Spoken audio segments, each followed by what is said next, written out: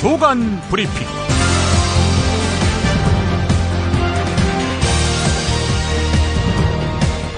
(2016년 1월 5일) 화요일 조간 브리핑과 함께하겠습니다. 중앙일보 권석천 논설위원의 엄지발가락의 기적 칼럼을 소개하면서 시작하겠습니다. 지난주 조금 특별한 70대를 만났다.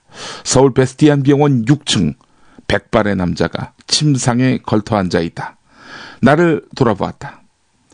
올해 76의 박운서씨, 행정고시, 통상산업부 차관, 한국중공업 사장, 데이콤 회장.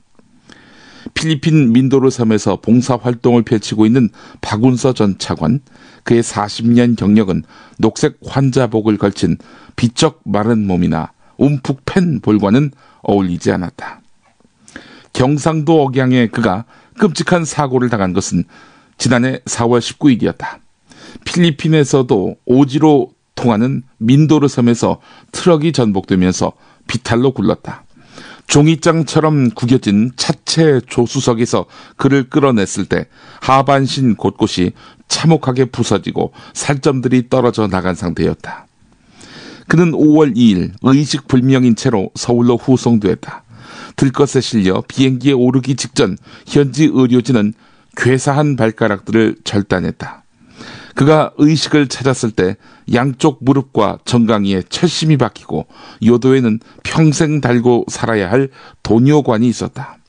나는 이번에 하나님이 제시한 훈련 과목이 무언지 아직 모르겠습니다. 다 하나님 뜻인데 내가 이해를 못하는 거지요. 독실한 기독교인인 그가 집을 교회에 헌납하고 민도르섬 밀림에 들어간 것은 65세 정년을 맞은 2005년 여름이었다. 원시적인 생활을 하는 망얀족 아이들에게 밥을 먹이고 교회 14곳을 세우고 농사 짓는 법을 가르쳤다. 물탱크에서 떨어져 발목뼈가 부러지고 권총 강도를 당했지만 포기하지 않았다. 그의 의지는 오직 신을 향한 신앙심일까? 그는 지난해 펴낸 책에서 아이들의 반짝거리는 눈동자를 말했다. 만약 내가 여기 오지 않았다면 정치판에 뛰어들었거나 자유 경쟁의 논리를 부르짖다가 보수 꼴통으로 몰렸거나 장관 자리 알아보려고 주책을 떨었을 수도 있다. 그랬다면 이 은혜와 축복을 하나도 받지 못했을 것이다. 고맙습니다.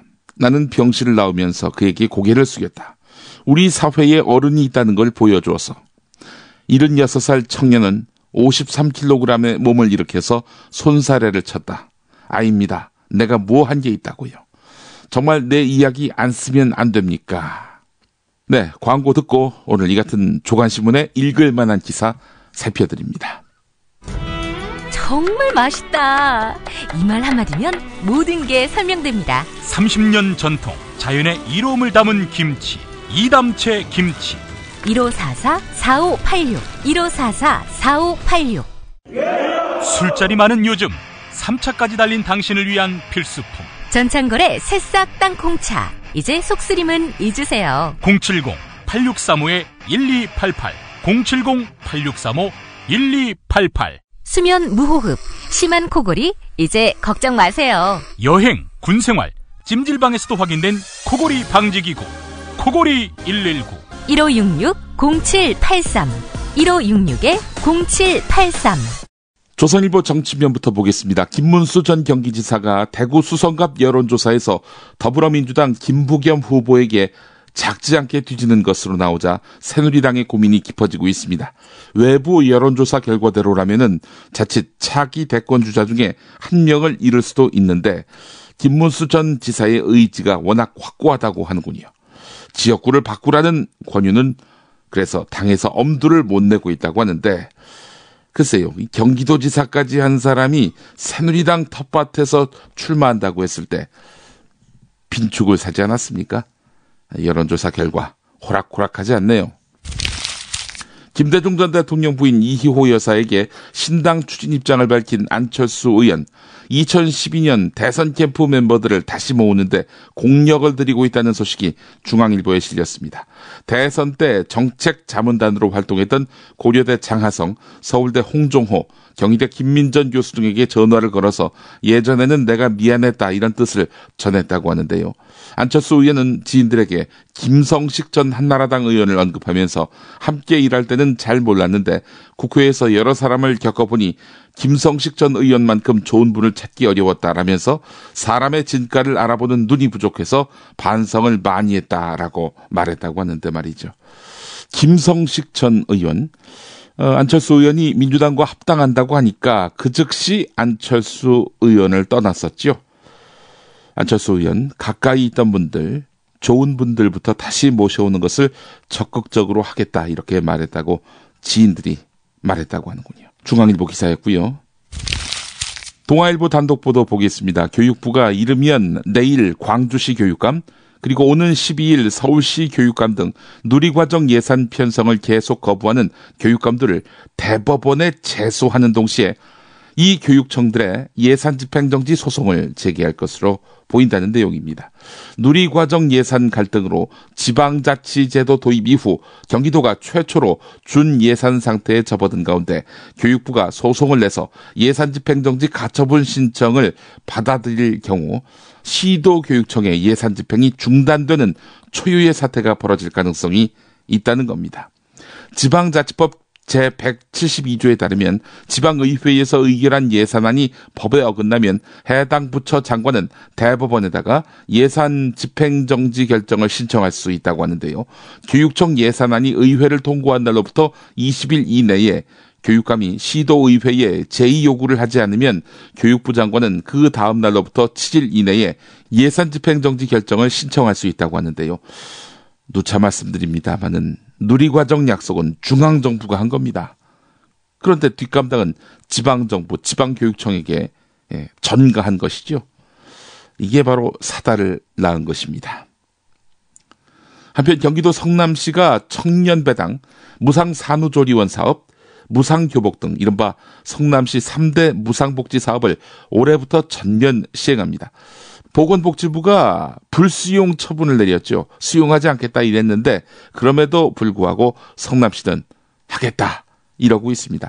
성남시가 무작정 하겠다라고 하는 것은 아니고요. 헌법재판소에 권한쟁의 심판을 청구했습니다. 그 결과를 기다리기에는 시간이 없다. 따라서 3대 무상복지 우선 시행부터 하겠다. 이렇게 초강수를 둔 것입니다. 이재명 성남시장이 말입니다. 서울신문 보겠습니다. 대학 교육에 들인 비용 그리고 평생 얻는 수입 이걸 비교해서 수익률로 따져본 보고서가 처음으로 나왔습니다. 대학 교육의 투자 수익률은 연평균 7.8%로 나왔다는데요. 웬만한 금융투자 상품보다는 높은 걸로 계산이 됩니다. 고용정보원의 대학 교육의 투자 수익률 추정 보고서에 따르면 4년제 대졸자가 투자하는 교육 비용은 평균 1억 3,300만 원이었다고 하는데요. 대학 졸업 후 65세까지 얻는 수익은 4억 7,300만 원으로 추산됐다고 합니다. 대학 한마디로 말해서 다닐만 하다 이런 얘기인데요. 하지만 앞으로는 인문계열과 자연계열을 중심으로 이런 수익률 장담할 수 없을 정도로 이 수익률이 점점 줄어든다. 이런 진단도 함께 나왔습니다. 네, 이런 걱정 없이 사는 부자들 얼마나 좋을까요? 우리나라에서 자기 대에 부를 일궈서 세계 최고 부호반열에 들어간 사람, 그러니까 자수성가한 사람, 이런 사람들은 한국 사람 중에는 거의 없는 것으로 조사됐다는 조선일보 기사도 눈길을 끕니다. 미국의 경제정보 미디어인 블룸버그가 지난 12월 31일을 기준으로 세계 400대 부자를 꼽았는데 이 명단에는 한국인이 5명이 들어갔다고 하는데요. 이 5명 모두 부의 원천이 상속인 것으로 나타났다는 겁니다. 이건희 삼성그룹 회장, 이재용 삼성전자 부회장, 부자 사이긴 하지만 둘 다 아버지로부터 할아버지로부터 부의 원천을 상속받은 사람들이지요. 이 두 사람 말고 서경배 아모레퍼시픽 회장, 정몽구 현대차그룹 회장, 최태원 SK그룹 회장 모두 재벌 2세에서 3세들이었습니다. 반면 중국은 명단에 이름을 올린 29명 가운데 28명, 일본은 5명 모두 자신의 손으로 창업해서 부를 일군 자수성가형이었습니다. 한국은 신흥 부호 명맥이 끊겼다는 지적도 나오고 있는데 자기 대에 대박을 내서 400대 부자 안에 들어간 사람, 명맥이 끊어졌다는 얘기입니다. 2000년대 들어서 거의 유일하게 20대 기업군에 새로 이름을 올렸던 STX그룹 어떻게 됐습니까? 도산했죠. 네이버, 카카오, 넥슨, NC소프트 같은 신흥 디지털 기반 기업들도 성장의 한계에 부딪혀서 기존 사업에만 안주하고 있다는 비판이 나오고 있다는 겁니다. 자, 그런데 말이죠. 자수성가 없는 기업을 이야기하자면 3대 세습 상태인 조선일보 또한 마찬가지겠죠. 한국을 대표하는 삼성전자의 휴대전화 제품은 한때 중국 시장에서 점유율 1위를 달리면서 세계 휴대전화 시장을 휩쓸었는데요. 이제는 사정이 달라졌습니다. 엇비슷한 기능의 값싼 범용 제품들이 쏟아지면서 삼성전자의 고가폰 갤럭시 S6 엣지, 이거는 애플의 아이폰 6S와 경쟁을 벌이고 있고요. 중저가폰인 갤럭시 A와 갤럭시 J는 중국의 화웨이 그리고 샤오미와 힘겨운 가격 경쟁을 벌이고 있는 것입니다. 한때 20%에 이르던 최고 점유율이 계속 떨어지고 있는 건데요. 같은 기간 세계 시장 점유율도 하락하는 추세라고 합니다. 이 기사가 한겨레에 실렸는데요. 또 다른 한겨레 기사 보겠습니다. 금융위기. 몇 가지 교훈을 남겼지요. 금융 부문이 쓸데없이 비대화하거나 제조업의 경쟁력이 약화되거나 하여간 이런 것들이 국가 경제 시스템을 허약하게 만들고 양질의 일자리를 줄인다는 점이었다. 그래서 미국 오바마 행정부가 제조업 강화 정책을 펴기 시작했고 일찌감치 금융을 주력으로 삼았던 영국조차 기초과학과 제조업체 간의 중개기관을 설립하는 등 고부가가치 제조업 전략을 세웠고 전통적인 제조업 강국인 독일은 2006년부터 제조 현장에 IT를 접목시켜서 생산성과 효율성 증대를 꾀했다. 우리는 무슨 전략이 있었을까? 정부의 한 관계자는 솔직히 지난 7년에서 8년 동안은 산업정책이 없었다 해도 과언이 아니다. 이렇게 말했다고 하는데요. 학계의 한 교수 말은 이렇습니다. 갈수록 정부의 역할이 줄어들 수밖에 없다. 그렇지만은 어떤 영역에서는 정부가 혁신적인 기업가와 같은 역할을 해야 한다. 인터넷과 GPS를 미국 정부가 만들지 않았는가? 이렇게 말했다고 합니다.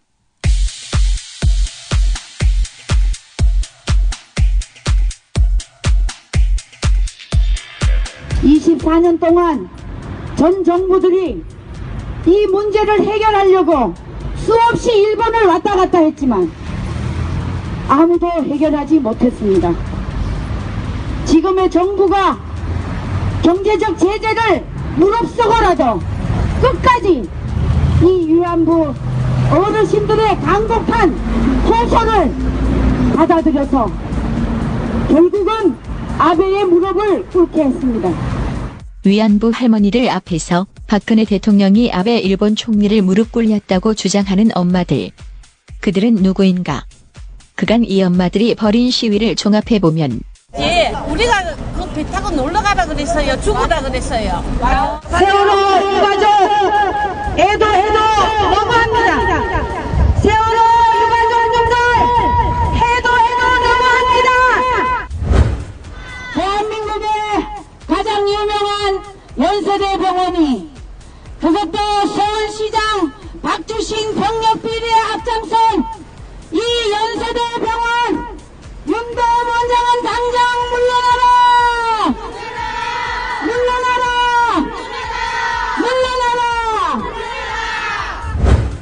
지금의 검정 교과서가 아니고 바로 북한의 지령을 받은 북한 교과서나 마찬가지입니다. 이런 교과서를 우리 아이들에게 가르치고 세뇌시키는 것을 우리 엄마들로서는 용납할 수가 없습니다.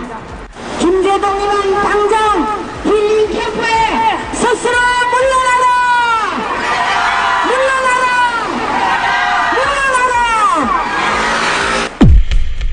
이 엄마들의 대표격인 주옥순 씨.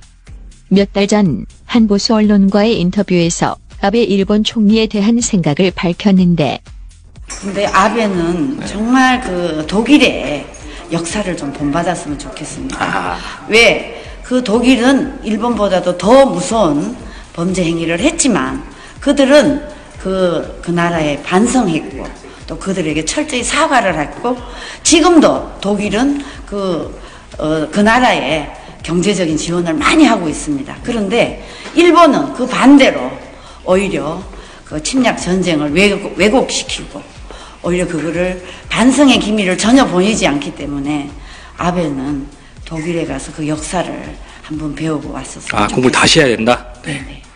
그런데 아베에 대해 생각이 바뀐 듯. 용서하는 사람이 이기는 것입니다. 사과를 했으니까 우리는 이제 용서하자 이겁니다. 어떻게 됐든 현 정부가 굴욕을 시킨 거나 마찬가지지 않습니까? 그러면 이제는 좀 어르신들이 아프지만 받아들여 주셔서 나라를 바로 가게 하시는 게 좋지 않겠습니까? 진정성이 있다고 보시나요? 진정성이 있죠. 저는 이번에는 있다고 봅니다. 이 협상이 되고 난 뒤에 직접 우리 대통령한테 전화해서 사과한다고 했으니까. 왔다 갔다 하는 엄마들. 왜 이럴까? 그 이유는 딱 한 가지. 박근혜 대통령이 하면 무조건 옳다고 믿기 때문에. 그동안 저희 나라가 많은 변화가 있었습니다. 그럼에도 불구하고 이렇게 여성 대통령을 지지하지는 못할 망정 계속 대통령에게 발목을 잡고 그리고 미래를 약속할 수 없도록 굉장한 사회적 혼란이 있습니다. 대한민국 국민 여러분 그리고 대한민국에 사는 모든 일반 국민들께서는 나라를 많이 걱정하고 있습니다. 그러나 대통령은 지금 너무나 차분히 잘하고 계십니다. 대통령님께서는 오직 이 나라와 민족과 우리 사회를 위해서 헌신하고 계십니다.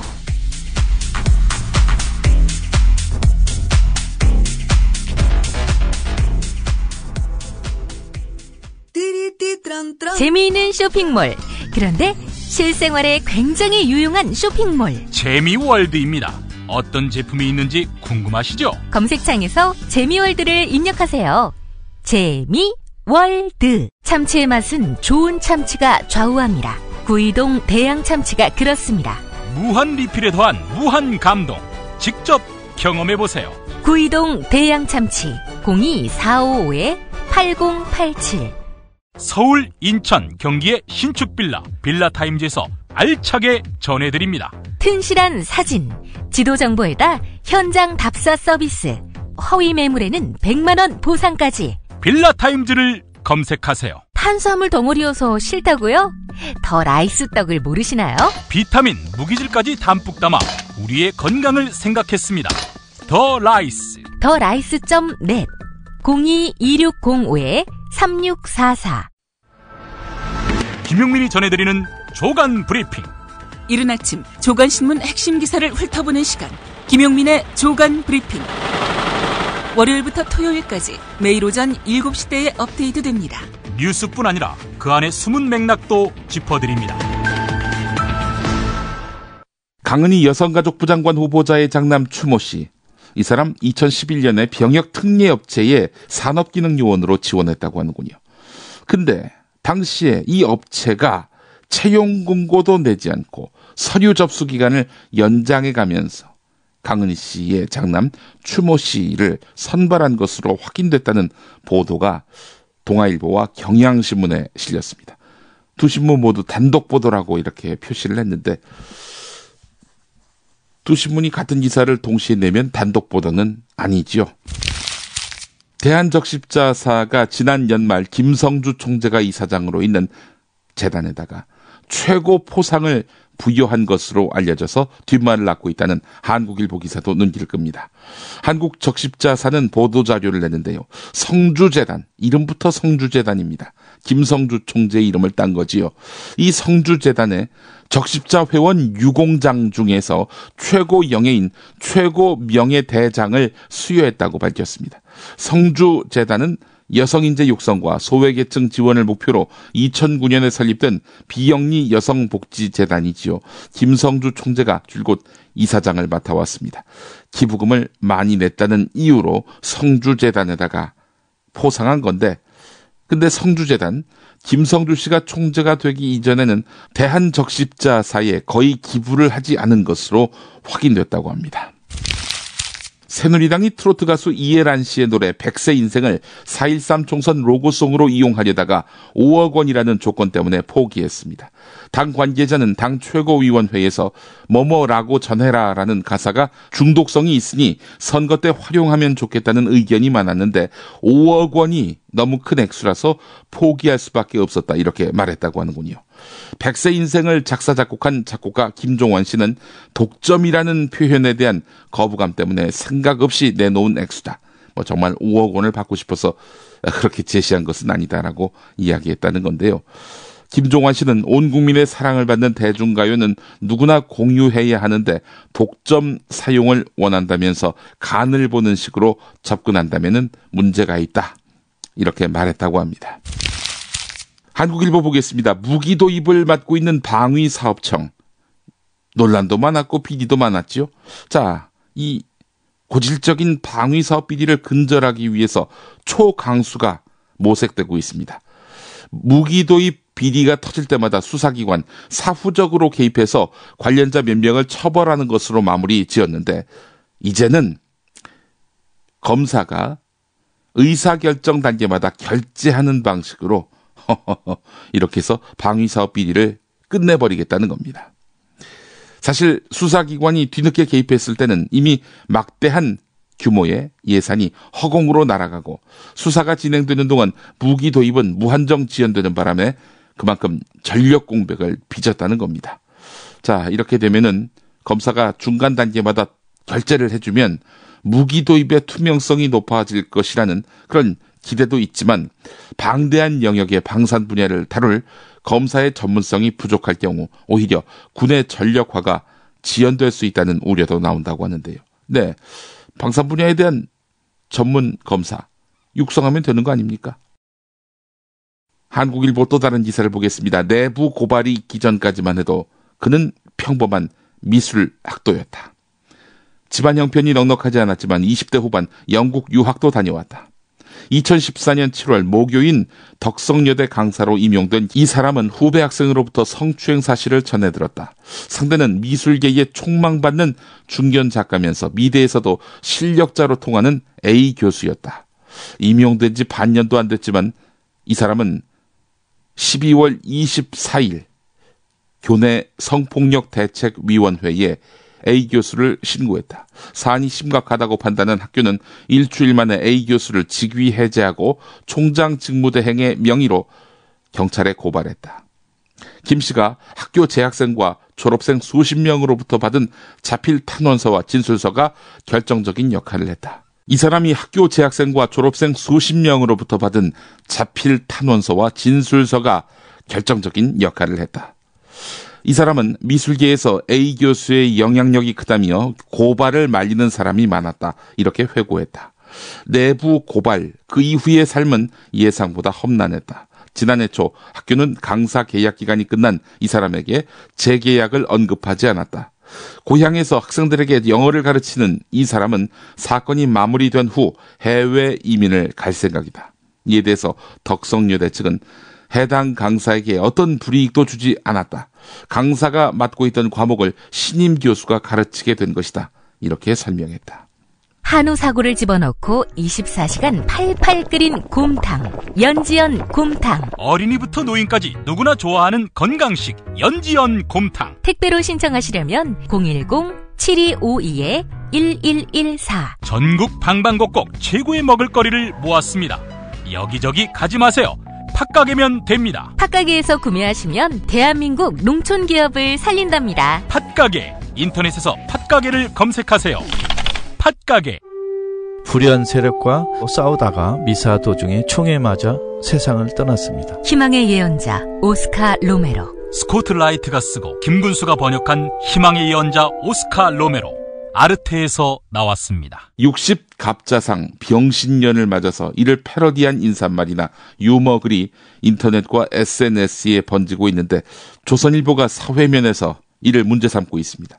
주로 장애인을 낮추어 일컫거나 상대를 멸시하는 말인 병신의 뜻을 차용하거나 여기에 여성을 비하하는 년을 붙인 패러디 글이 많다는 겁니다. 이렇다 보니까 온라인에서는 병신년 농담 안 하기 캠페인이 벌어지고 있다고 하는데 병신년 패러디 농담이 유행하는 데 대해서 노명우 아주대 사회학과 교수는 지난해 일부 네티즌 사이에서 부쩍 심해진 장애인, 여성 등 사회적 약자에 대한 혐오성 공격 성향이 일반인에게도 퍼지는 현상이다 이렇게 말했다고 합니다. 엉뚱한 진단을 하고 계시네요. 예. 과연 병신년 농담 그걸로 장애인을 비하하려는 목적을 갖고 있는 분이 있었습니까? 설령 이것이 장애인 비하로 비출 수는 있겠지만은 장애인 비하를 하기 위한 목적으로 병신년 이야기하는 분 몇이나 있습니까? 이 조선일보 기사에는 박근혜 대통령이 거론되지 않습니다. 어쨌든 사회적 약자인 장애인을 생각해서 병신년을 쓰지 말자고 최초로 제안한 민주노총 역시 거론조차 되지 않고 있습니다.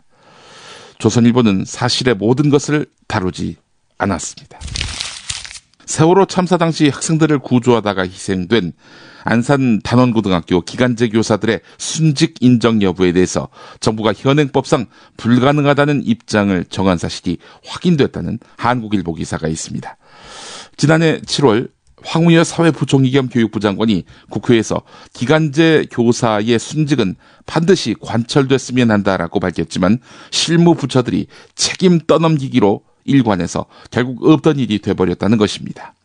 기간제 교사가 순직 인정이 가능한 교육공무원인지 판단하는 기간제 교사 상여금 지급 소송에 대한 대법원 선고가 남아있지만 대법원이 기간제 교사를 교육공무원으로 판단하더라도 정부의 미온적인 태도를 감안하면 후속 조치가 제대로 이루어질지 불투명하다는 것입니다.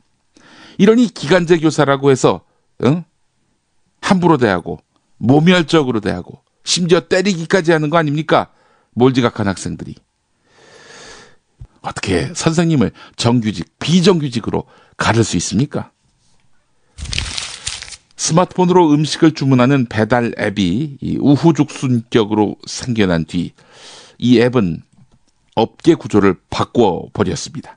음식 주문을 대신 받아주는 배달 앱이 나오니까 곧 배달을 대신해주는 전문 배달업체가 등장했다는 겁니다. 배달 앱 수수료가 부담스러웠던 음식점들은 배달원을 직접 고용하는 비용을 줄이기 위해서 앞다퉈서 배달 대행업체와 계약을 했는데 주문에 이어서 배달까지 아웃소싱된 것입니다. 한국노동사회연구소 김종진 연구위원 연구팀이 지난해 11월에서 12월 서울 지역 배달 알바 450명을 대상으로 실태 조사를 해봤는데 근로계약서를 작성해서 교부받지 못한 비율이 배달 대행업체 배달원의 경우 63.3%나 됐다고 합니다. 음식점 배달원은 36.7%만 근로계약서를 교부받지 못했다고 하는데 말이죠. 이래놓고 평균 일주일에 48.3시간을 일한다고 합니다. 경향신문의 단독 보도 하나 더 보고 마무리하려고 합니다. 저성과자 쉽게 해고하는 법을 정부가 추진하고 있죠. 노동개혁이라는 미명 아래 말입니다. 저성과자 관리 프로그램을 도입하고 있는 국내 대기업의 사정을 살펴본 기사입니다. 자, 봤더니 절반가량이 교육기간, 즉 저성과자를 대상으로 하는 교육기간을 불과 일주일 이내로 잡고 있는 것으로 나타났습니다. 또 1년에서 2년밖에 안 되는 이 짧은 기간 동안의 인사평가를 기준으로 해가지고 저성과자 관리 프로그램 대상자를 선별하는 사례가 70에서 80%에 달했다고 합니다. 기업들이 저성과자를 선별하는 것, 그리고 인사관리가 단기간에 주먹구구식으로 진행되고 있는 것, 네, 이것이 확인된 것입니다.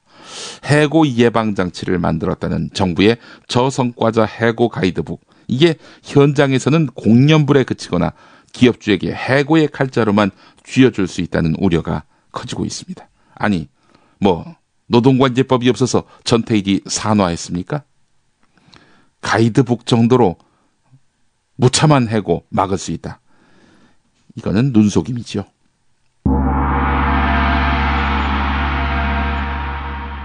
이제는 그를 만날 때입니다. 정선태. 루쉰 레비스트로스, 소세키, 백석을 21세기 한 공간에 불러 모으는 정선태만의 통찰력. 직접 느껴보실 수 있습니다. 가르강티아와 팡타그리엘 라블레 소설, 그거 읽으면서 혁명은 즐겁게 하는 것이다. 유머와 혁명. 너무 진중하고 진지해요. 그러지 말자. 이게 원한으로 싸우면 우리가 원한에 휩싸이게 된다. 휘말리게 된다. 이게. 문학평론가인 정선태 국민대 국문학과 교수와 좋은 고전을 함께 읽는 매주 목요일 낮 2시 정선태의 목요 고전 강좌. 지식 라디오에서 단독 생중계합니다. 이 삶과 결합되지 않는 인문학적 상상력이라는 것은 내가 보기에는 이제는 거의 박제화 된 것 같아요. 또는 박제화하려는 시도이거나. 정선태의 목요 고전 강좌. 현장에서 직접 동참하기 원하는 분은 서울 지하철 1호선과 7호선, 가산 디지털 단지역 8번 출구와 연결된 우림 라이온스밸리 A동 810호. 지식라디오 공개홀로 방송 10분 전까지 선착순 착석하실 수 있습니다. 네, 김용민의 조간 브리핑, 김종구 한겨레논설위원회 위안부에서 세월호를 읽다라는 제목의 칼럼 소개하면서 정리하겠습니다. 정부는 한일 협상 결과를 위안부 할머니들을 위해서라고 강변한다. 정작 피해 당사자들은 싫다는데 당신을 위한 선물이라며 떠안기며 생색을 내는 게 어느 나라 법도인지 모르겠지만 그보다 더 큰 의문은 이 정부와 박근혜 대통령 가슴속에 진정 위안부 피해 할머니들을 위하는 마음이 있는가다. 사랑의 본질은 관심과 배려다. 매몰차게 눈길 한번 주지 않으면서 상대를 위한다는 말을 입에 올릴 수 없다. 이 정부한테 위안부 할머니들은 애틋한 관심과 돌봄의 대상이 아니라 국제 역학관계 설정 과정에서의 하나의 외교적 카드가 아니었나 하는 의심을 거두기 힘들다. 이 정부가 피해자나 약자를 대하는 방식에는 일정한 규칙이 있어 보인다. 처음에는 마지못해 손도 잡아주고 달래는 척도 하지만 어느 순간 매정하게 돌아선다. 피해자들은 정부가 그어놓은 일정한 선 안에서만 고통과 슬픔을 사겨야 한다. 그 선을 넘는 순간 정부는 그들의 분노와 슬픔을 나라의 발전을 가로막는 퇴행적이고 소모적인 행동으로 몰아세운다. 이런 광경을 우리는 세월호 참사를 통해서 뚜렷이 목격했다. 청와대는 이미 시민사회단체와 언론들을 향해 마치 정부가 잘못 협상한 것 같이 여론을 조성한다라고 비판하기 시작했다. 지금 당장은 위안부 피해 할머니들을 달래기 위해 노심초사하지만 피해자들이 협상 결과 수용을 계속 거부하면 어떤 태도로 돌아설지 예측하기 어렵다. 시민사회와 대학가 등의 위안부 협상 반대 시위에 대해서 새누리당이 역사교과서 때처럼 북한의 지령을 따른 것인지 수사해야 한다라고 목소리를 높이지 말라는 법도 없다. 네, 매뉴얼 정권이네요. 마치겠습니다.